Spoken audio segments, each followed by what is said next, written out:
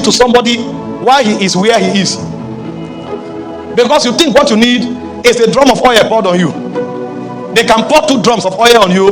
You can erase it by talking. You can go and live with a prophet in his house for 3 months, but you will use your words to kill yourself. So it's important to understand this.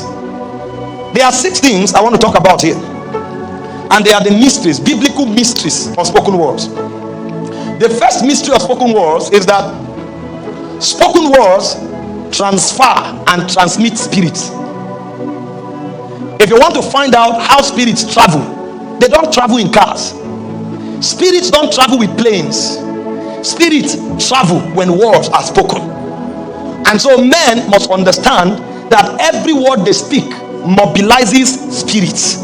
Your words are spiritual locomotive agencies for spirits. And so a man will not have the activity of spirits around him unless he speaks.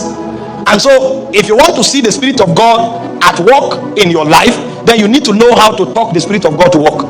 If you want to see demons at work in your life, which nobody wants, but that's what they do, is to talk things that transport demonic spirits. Because whether you like it or not, so long as you begin to speak, spirit begins to travel.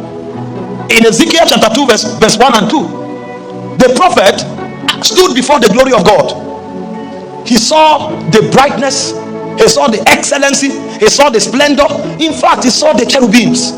The excellency of what he saw was so much that he fainted.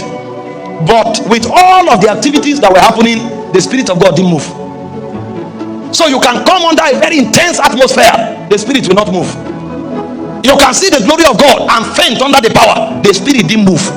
The man was on the floor as a dead man after having seen the glory of God, and suddenly he said in verse 1, he said, and he said unto me, Son of man, stand upon thy feet, and I will speak unto thee. And the next thing we heard was, he said, and the Spirit entered into me when he spake unto me. The moment words are spoken, spirits travel. What I'm saying here, spirits are moving. You may not feel it. After 2 hours or an hour plus, you will suddenly notice that the energy will change, because the activity of spirits will become intense. As you keep speaking, they keep moving. As you keep speaking, they keep moving. In fact, if you study John chapter 11, when Jesus was invited to Lazarus's tomb, Lazarus was tied, bound, and kept in the tomb. And Jesus was there, nothing happened. Jesus wept, nothing happened. Imagine God crying. After God cried, nothing happened. And that weeping was not a joke. He wept bitterly, nothing happened. So you can